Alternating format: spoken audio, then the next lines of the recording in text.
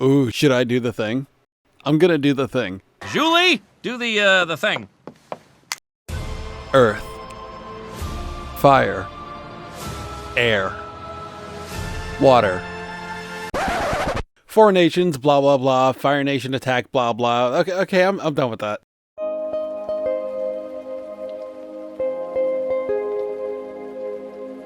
A quick and dirty breakdown would be appropriate for anyone somehow not familiar with the show. This is a world where some people are born with the ability to manipulate or bend the elements, and spirits are bountiful. Above all other benders is the Avatar, the only being capable of bending all four elements, and a reincarnating entity meant to bring balance and harmony to the world. The Last Airbender follows Aang, a boy who ran away from his destiny and ends up frozen in ice for 112 years.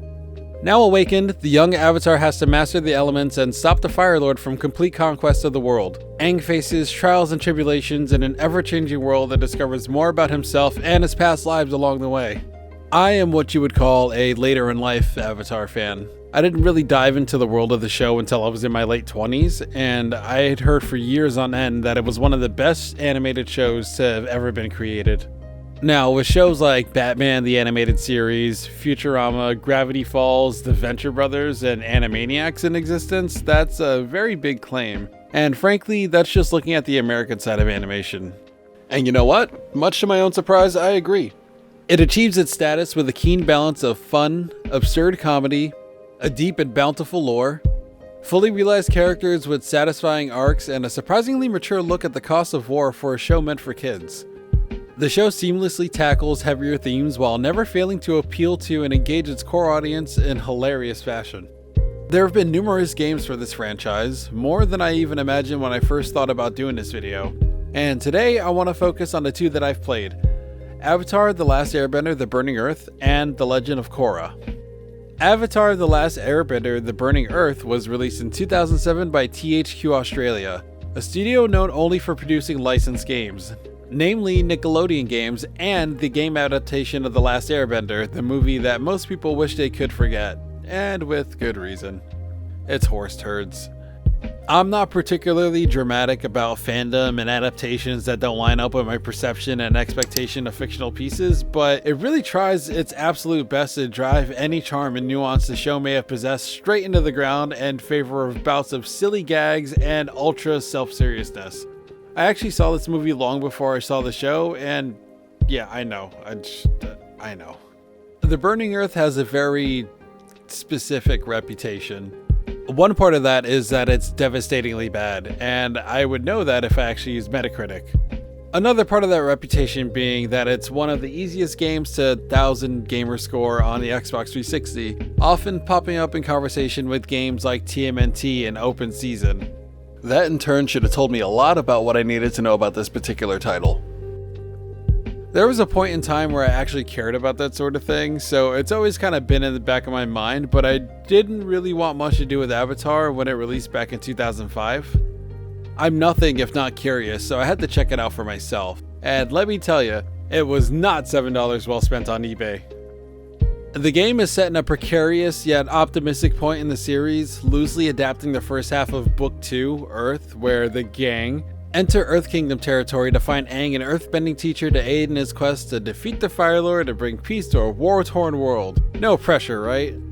You switch off between pairings of the story's main players, including Avatar Aang, Master Waterbender Katara, her brother and guy with the boomerang Sokka, blind earthbending genius Toph, the ever-charming flying lemur Momo, disgraced Fire Nation Prince Zuko, and his affable, wise, and kind Uncle Iroh. The gameplay is far from remarkable. No, that's me being nice. The gameplay is fucking awful.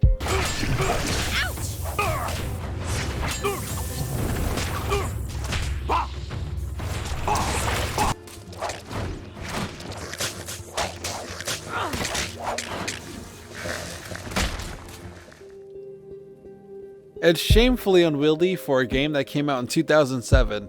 A year, mind you, that gave us Mass Effect, Halo 3, Uncharted, just to name a few.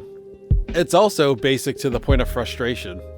You have two basic combos and a special ability button and a block and roll function. It's not at all responsive, so things get weird really quickly. The visuals are muddy and uninteresting. It takes the player to locales so lifeless and bland you'll forget you're playing a game about a kid's cartoon. The character models look kinda wrong. Since everything looks so smooth and unrefined, it's weird. The saddest part of all is, for being the hero of the story, Aang isn't even the best character in the game. At this point in the story, Aang has sworn off firebending and hasn't begun earthbending training, so you'd think he'd at least show some waterbending, right? Wrong. Outside of some quick puzzle moments, you never even get to waterbend, and Aang stays firmly in his airbender lane. The best characters in my opinion would be Katara or Iroh, since they at least have a bit of range in their attacks. Her waterbending gives you enough distance for a better evasion and can hit more than one enemy at a time, so it's a pretty big help. You only get to briefly play Iroh, so that's a moot point, which also kinda sucks because he has frickin' lightning. You know, a lot of the time I can be forgiving of lackluster gameplay if the story is exceptional or if something about it really manages to grab my attention, and this game didn't really do any of that. Like, at all. The game seems to actively avoid or straight up bastardize many of the strongest episodes from the time in the show in which the game takes place. So instead of seeing allusions to the Cave of Two Lovers or the Serpent's Past, we get hollow reinterpretations of episodes like The Library or The Secrets of the Fire Nation. We open the game with a ham-fisted Avatar State QTE that mirrors the first episode. Then we sneak out of Omashu with a case of the Pentapox, and next we have seriously the most frustrating boss battle I've played in recent history, and I've been playing Hades for fuck's sake. The boss battle in question would be against the Swamp Monster. This boss straight up goes into dummy mode and barely attacks or gives the player an opportunity to attack themselves, so you're just kinda left lingering until the boss decides to make a move, and it kills any and all momentum that the game has, which really wasn't much to begin with. Nothing, it's nothing. Story clearly wasn't a priority here, so we only get the most basic gamification of some events of Book 2 on display here. You know, I keep telling myself I really can't expect much. You know exactly what this game is, right? But the source material is right there, it's ripe for the taking, and frankly, it feels cheap to not find a better balance for it when the showrunners have done an excellent job weaving their tale. Typically, in games like these, there'll be little secrets and collectibles, and here, secrets aren't even secret. On the Omashu level, a secret item is literally sitting next to a key that you need to progress and get to the next section. And this mostly doesn't change. It's rather insulting, even to its core audience. Kids are sharp and inquisitive. If a kid is really into a game, they'll tear into every facet of it, find every secret. I'm sure a ton of us older gamers were that kid growing up. Sometimes you had to play a game to death till your parents were ready to buy you a new one, and this game doesn't encourage it in, well, any capacity. Burning Earth could also seriously learn a thing or two from the LEGO games about creating engaging and solid adventures for a younger fan base. They're full of life and personality, there's a ton of characters to play with and even more to do. The baddies here are all generic, and you even fight a fucking sand creature that takes the form of earth and firebenders despite there never being anything like that on the show.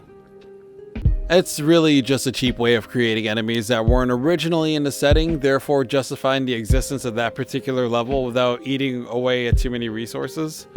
The episode in question, The Library, is a more thoughtful and slower paced episode. It's not at all action heavy, so to create tension in a game about that episode, you've got to make some shit up. The characterizations are accurate, if not boiled down to their barest essences. The characters are a big part of what makes the show special, so it wasn't really hard to lift them up and do just enough to have passable interpretations of them. It even goes out of its way to replicate a moment from The Secret of the Fire Nation with none of the quality of the episode. We even get a Zuko boss battle that never really happens because, again, game's got a game, right? Everything about it just kind of feels cheap and off, and you can tell quality wasn't exactly their priority. You can see it most in the Earth Rumble 6 section. You may be big, but you ain't bad. The Boulder's gonna win this in a landslide. At certain points, everything is so dark, so much so that the game becomes hard to navigate because you can barely see what you're doing. They're random NPCs, but they're all basically worthless. Like, they deliver some nonsense lines, and I guess it's their best attempt to kind of gussy up the joint, because otherwise it'd be a lot emptier.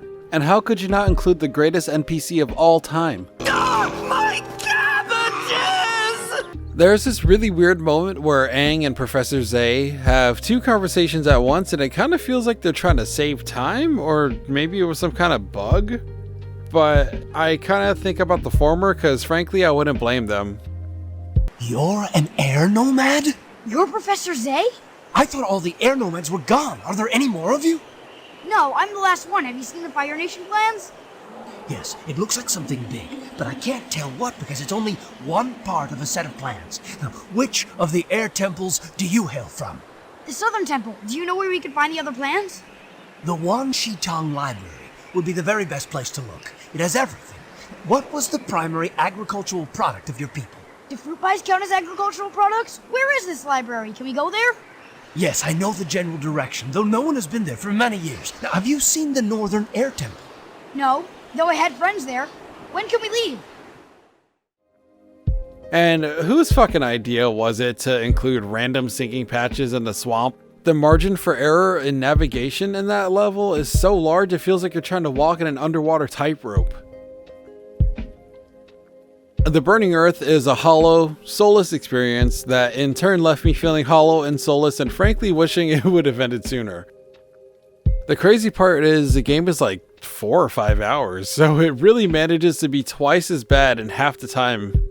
I should have left this one in the proverbial bargain bin. Or the landfill, I don't know.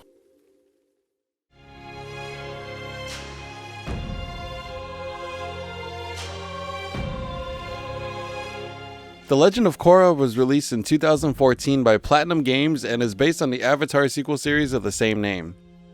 As the name implies, it follows the adventures of Korra, Aang's successor and the new Avatar.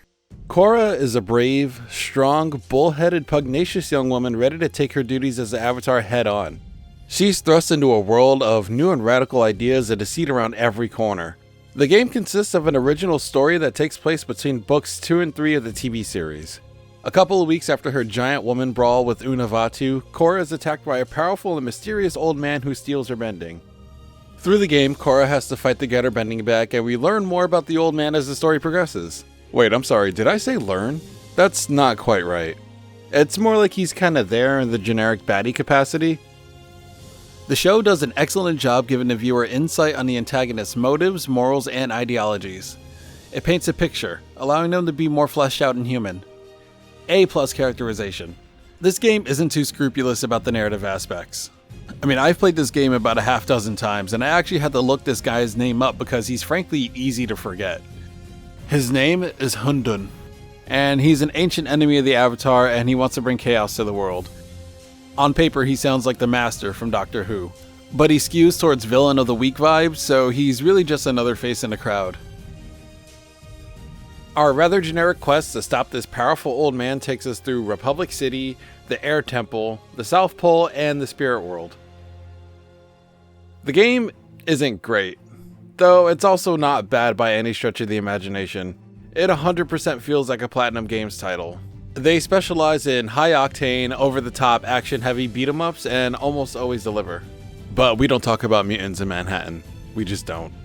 Even with a more mediocre title like Korra, you get great, responsive, and stylish gameplay, to the point where it feels like combat is more ambitious than the rest of the game.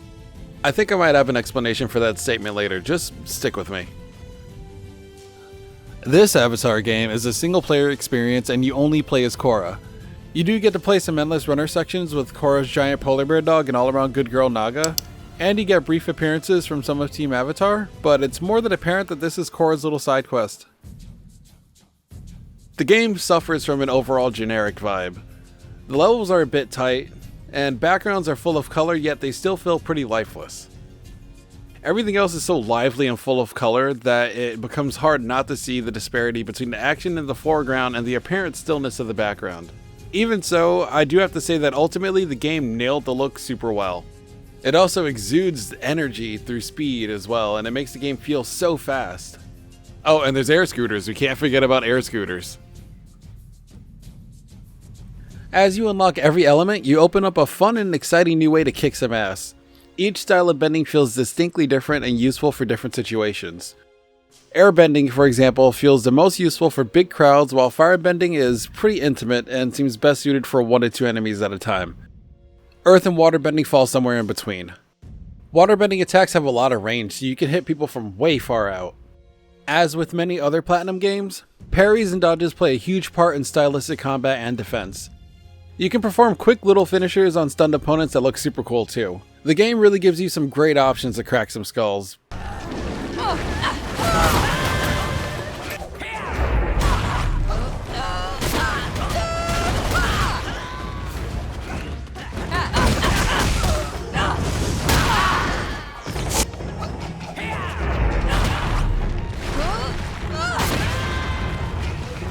That being said, the enemy encounters get very repetitive as they end up being various combinations of chi blockers, triple triads, Sato industry bots, and hostile spirits. Even the boss fights feel sort of inconsequential. With larger-than-life boss fights in titles like Bayonetta and Metal Gear Rising, they really had a chance to step up, and frankly, they kind of failed in that respect. The Naga sections are little distractions and can prove to be a bit challenging if you're rusty in gameplay or if your reflexes just plain suck.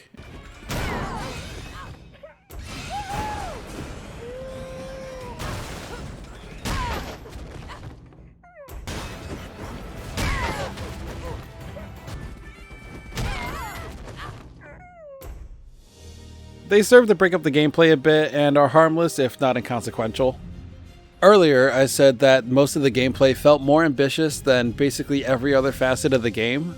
Playing as Korra feels like an absolute treat, especially in comparison to the Burning Earth where the avatar of all characters only use his one element.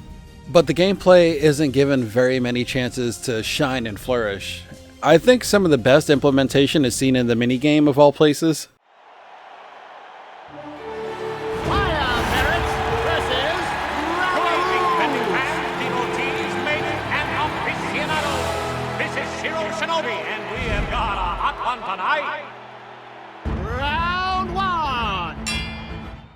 The pro bending minigame is easily one of the best parts of this game. For those unfamiliar, pro bending is an in-universe contact sport where each team consisting of one earth, fire, and waterbender fight for zones and control the field. The field is surrounded by a giant pool and the objective is to knock your opponents back zone by zone until either the round ends or you knock all 3 opponents off the edge. You play as the Fire Ferrets, Korra's pro bending team with Mako and Bolin, and you do battle with various teams from the league. And it is a blast. It's an easy way to get acquainted with the basic controls of the game and is decently competitive. You only get to play as Korra, which is a huge bummer because there is a lot of potential here. It might have been awesome to go a few rounds as Mako or Bolin and take advantage of their unique bending abilities. There's a surprise amount of strategy that goes into the game too. Do you dodge? Counter your opponent's attack? Double team the opposing team's firebender? And you'd better keep your eye on attacks from all directions because they come from everywhere. They're exhilarating little pockets of gameplay and only get more exciting in the game's highest difficulty. Then it becomes a true challenge.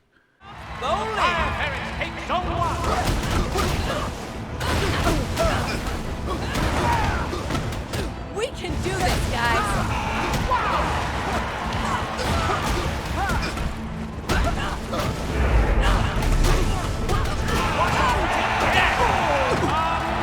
Keep it up, guys! Fire parents are moving into zone 2! Mark it!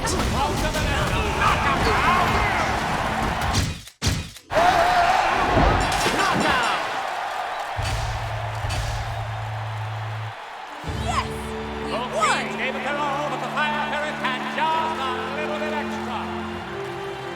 The first time I ever played it, I thought to myself, hey, this would make an awesome little indie title. Just imagine, teams of 3 pro bending in an online multiplayer match? In my head, that could be so competitive. So, hey, Nickelodeon, since you're out here apparently making bomb-ass games now, make it happen. I'd love to see it, and I'm sure I wouldn't be the only one. You're on notice.